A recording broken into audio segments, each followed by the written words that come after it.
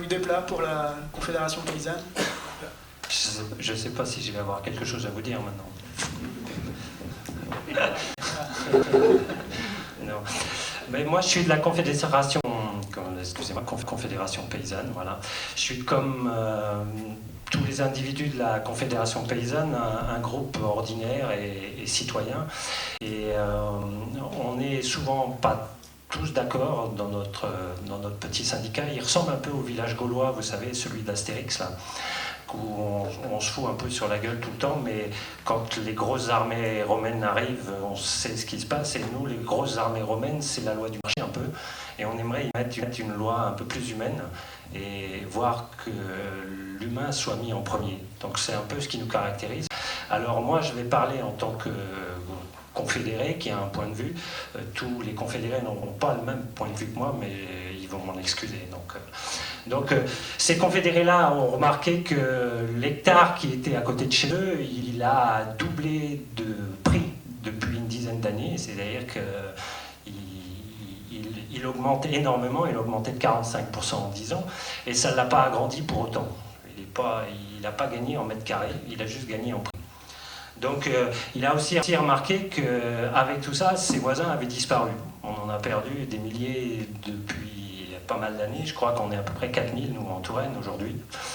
Il a aussi remarqué qu'un truc était l'un des piliers de son agriculture, c'était labourage et pâturage, sont les deux mamelles de la France. On a appris ça dans nos livres d'histoire, et il a vu, là, dernièrement, ça se scinde.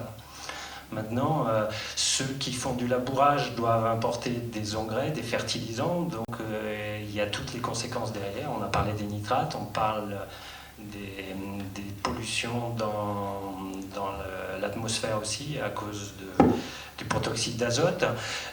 Les éleveurs qui, eux, soignaient leur bétail avec un peu de céréales de temps pendant les périodes de soudure, les ont soignés de plus en plus avec des céréales, et maintenant sont aussi complètement dépendants des cours de céréales qui sont très hauts en ce moment aujourd'hui. Donc les agriculteurs en général, dans l'ensemble, perdent le sens un petit peu. On leur donne tout un tas de mesures, tout un tas de directions. On a les zones vulnérables qui arrivent maintenant, on a la démarche qualité, et pour certains la démarche qualité c'est plus de trouver qui va être le coupable plutôt que remplir vraiment une démarche qualité. Là dernièrement, moi j'étais avec des cheminots qui me disaient on passe tellement de temps à écrire nos formulaires qu'on n'a plus le temps de mettre nos rails à niveau, et on a quand même des trains qui roulent à 300 à l'heure.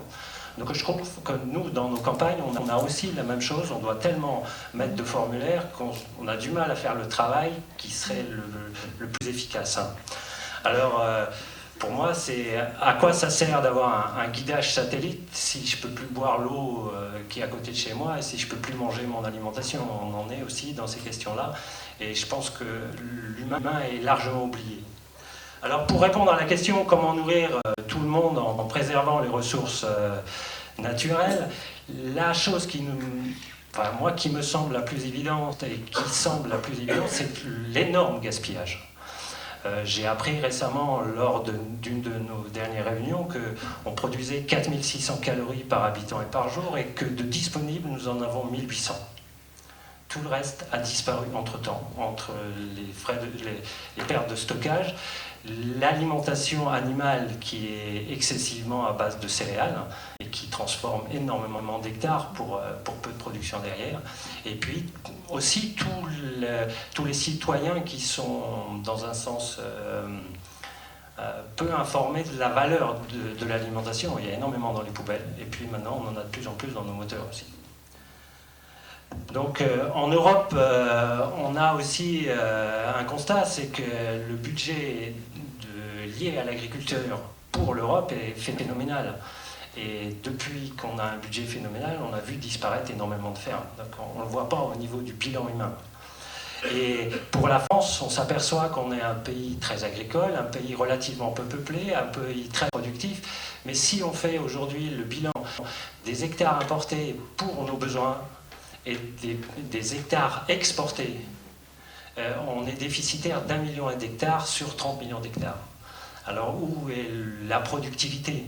On a un productivisme, ça c'est sûr, mais où est la productivité?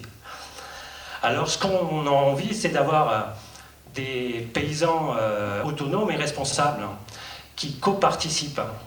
La chose qui nous intéresse, c'est un peu comment on va travailler dans la recherche participative. C'est-à-dire, on ne veut pas nier qu'il y a besoin d'améliorer les choses, mais on veut être partie prenante de cette chose-là. On veut être partie prenante de la production. C'est-à-dire, comment on va se partager entre nous pour que tout le monde puisse vivre toute la production. Et on veut aussi que l'espace soit partagé. Donc ça, c'est un peu les objectifs qu'on a. Aujourd'hui, pour qu'on puisse avancer dans cette chose-là, on a besoin de la société civile et on a besoin de discuter avec tout le monde pour qu'on retrouve de la dignité.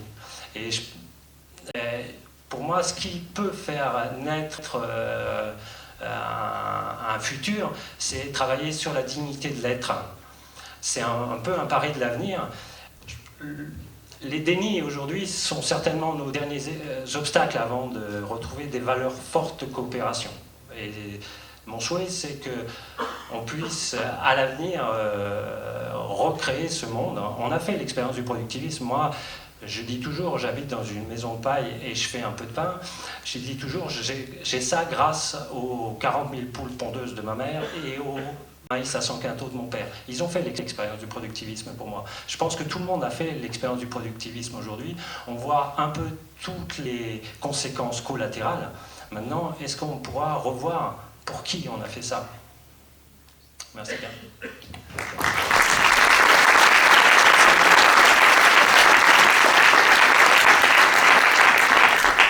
Merci Jean-Luc Desplat. Christophe Boulanger pour le Conseil général. Oui, donc je crois que ça va être plus facile de tenir que 3 minutes après tout ce qui a été dit, donc je vais faire relativement court, j'essaye. Juste quelques éléments de contexte. Dans le département, donc on parlait d'artificialisation. L'artificialisation, c'est quoi? C'est globalement l'agriculture qui perd sur tous les tableaux. On parle toujours du bétonnage, mais il n'y a pas que le bétonnage. Il y a aussi l'agriculture, des terres agricoles qui se transforment aujourd'hui en friches. Alors, pas dans les mêmes proportions. On estime, c'est un chiffre qui fait bondir, on estime aujourd'hui que sur le département d'Indre-et-Loire, enfin c'est pas on estime, ces 10 dernières années, sur le département d'Indre-et-Loire, c'est 4 hectares par jour qu'on perd. Que l'agriculture perd en terres cultivables. On est sur plus des 4/5 qui sont consommés par de l'urbanisation galopante et le 1/5 restant qui est consommé par de l'abandon de terres agricoles, alors souvent dans des zones de déprise agricole évidemment. C'est pas le vignoble qui se transforme en bambouserie, mais la réalité c'est ça. Donc on a le double phénomène, à la fois les bonnes terres qui sont consommées par l'urbain, ou les infrastructures, il a été cité le TGV, mais les autoroutes ont fait beaucoup plus de mal ces dernières années que le TGV en superficie. Mais donc on a aussi des terres qui sont abandonnées de manière importante. Au niveau national, on est sur les mêmes proportions. On perd en ce moment, et le rythme s'accélère pas mais ne diminue pas, un département tous les 7 ans. Je veux dire, au rythme où on va, la question va se poser sur quelle terre on va produire demain. Alors la première question, c'est sur quelle terre? Évidemment, n'importe quelle collectivité qui s'occupe un petit peu d'aménagement du territoire doit se poser ces questions-là et doit essayer de trouver des réponses, apporter des réponses à ces questions-là et essayer d'inverser la tendance. Donc la première question, sur quelle terre on va travailler demain? La deuxième question, avec qui? Ça a été évoqué. Aujourd'hui, toujours un chiffre, il y a 2 agriculteurs sur 3 qui partent en retraite qui ne sont pas remplacés. C'est le rythme, pareil, qui ne s'inverse pas. On est sur ce niveau aujourd'hui de perte de professionnels en milieu rural. Et au-delà de la question, et Dieu sait si je suis attaché au biologique, au-delà de la question de comment on cultive, c'est demain, c'est avec qui on cultive. C'est qui va produire, sur quelle terre. C'est quand même les deux questions fondamentales. On peut se poser la question d'exporter, de produire davantage, de nourrir les autres, mais demain, c'est peut-être nous. La question va se poser comment nous, on est nourris, comment on nourrit l'ensemble de nos concitoyens. Donc c'est deux éléments extrêmement importants. Des petites réflexions comme ça, il n'y a pas forcément de cohérence à mon propos, vous m'en excuserez, par rapport aux réflexions qui ont été faites tout à l'heure. La question de l'autonomie en protéines, qui sont peut-être abordées par ailleurs, je crois que l'un des enjeux, c'est aussi qu'est-ce qu'on consomme, pourquoi on le consomme. En particulier la question de la consommation de la viande, quand on connaît le nombre de kilos de protéines qu'il faut pour produire 1 kilo de viande. Et je crois que l'un des enjeux aussi du politique qui assume ses responsabilités, c'est aussi de travailler sur l'éducation à l'alimentation. Et je pense que le rôle des collectivités comme le Conseil général, c'est d'avoir des actions de sensibilisation en direction des publics collégiens pour ce qui relève de la compétence du Conseil général. Et chacun, à son niveau de compétence, doit pouvoir intervenir sur les différents échelons. Donc il y a ce type de travail qui peut être porté. Alors maintenant, sur quel type d'espace on évolue? Parce qu'au-delà de la conservation de l'espace, évidemment, le territoire se dégrade globalement. Alors j'ai la chance d'avoir la délégation à la biodiversité au département, c'est passionnant, sauf que c'est un peu la course à l'échalote, c'est quand même extrêmement frustrant. J'ai l'impression en permanence de travailler à de la restauration et de la réparation sans vraiment avoir de levier sur ce qu'on bousille, pour parler très, très franchement, et à quelle vitesse on le fait. J'étais la semaine dernière, on porte une politique au Conseil général qui est une politique, entre autres, de replantation de haies. Ce qui est extrêmement intéressant quand on connaît le niveau de dégradation du territoire. Et j'étais en visite sur une commune que vous connaissez tous, qui est la commune de Fay-la-Vineuse, dans le sud du Richelet, qui est l'exemple même, qui est cité en exemple, compte tenu de l'investissement des acteurs locaux sur cette question-là.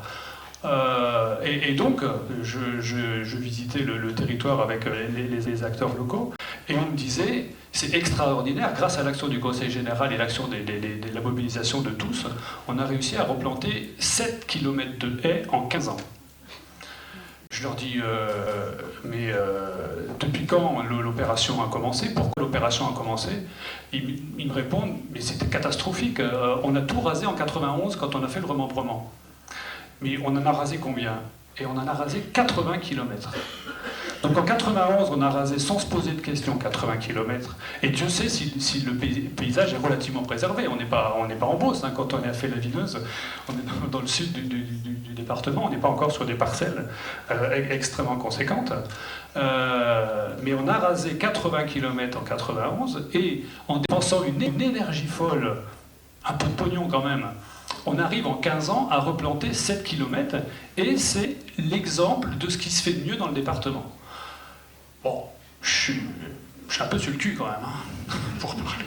Enfin, c'est un peu ahurissant. Alors, je ne vais pas vous parler du nombre de linéaires qui a été rasé avec la LGV et de ce qui va être replanté derrière. La liste est longue. Enfin, juste pour dire que il y a un moment où les interférents sur le monde rural sont d'une telle complexité qu'il est extrêmement difficile de savoir par quel bout prendre le dispositif pour améliorer la situation. Quelques derniers petits exemples. On a des problèmes de pétrole, on a des problèmes d'énergie en France. La solution, c'est les agrocarburants. Les agrocarburants, au lieu de nourrir la population, on met du blé dans le réservoir. Je ne suis pas sûr que ça soit l'objet même de l'agriculture. On lance une politique de chaudière bois, chaudière biomasse. Qu'est-ce qu'on arrive à trouver en Indre-et-Loire? Des champs de miscanthus. Je ne sais pas si ça parle et ça vous dit si ça vous dit. Mais bon, on implante une herbe, on importe une herbe qu'on cultive chez nous pour alimenter des chaudières, au lieu de nourrir de la population, au lieu de répondre à la dépendance protéinique qui était évoquée tout à l'heure. La dernière que j'ai appris, une grande centrale de bois s'installe à Saint-Pierre-des-Corps. Vous en avez peut-être entendu parler. Nécessité de mobiliser la filière bois derrière. À l'occasion d'échanges avec des représentants de la Chambre d'agriculture, je pose la question, filière bois, ça vous dit, qu'est-ce que vous faites, dans quel sens on travaille? Il faudrait qu'on se mette autour de la table pour avancer là-dessus. On me répond, il y a des agriculteurs qui commencent à penser à replanter du taillis pour exploiter du taillis, parce que c'est plus facile d'exploiter du taillis replanté fraîchement que d'aller entretenir les forêts, les massifs forestiers existants. Enfin, à chaque type de question, à chaque politique, on a très souvent une réponse qui va à l'encontre de l'objectif premier et qui ne répond pas aux enjeux. Et c'est bien l'une des difficultés quand je parlais de la complexité des politiques qui peuvent être menées et des réponses qui sont parfois apportées et déviées sur ces questions-là. Quand on veut effectivement traiter de tous ces problèmes, on a un niveau d'entrée tellement compliqué que je crois que c'est dur d'y voir clair. Et il y a besoin de ces échanges, il y a besoin de travailler tous ensemble pour qu'on soit sûr de travailler dans les objectifs cohérents et d'avancer dans le même sens. Je crois que c'est indispensable, ces tours de table, c'est indispensable, ces échanges, et il faut qu'on travaille dans ce sens-là.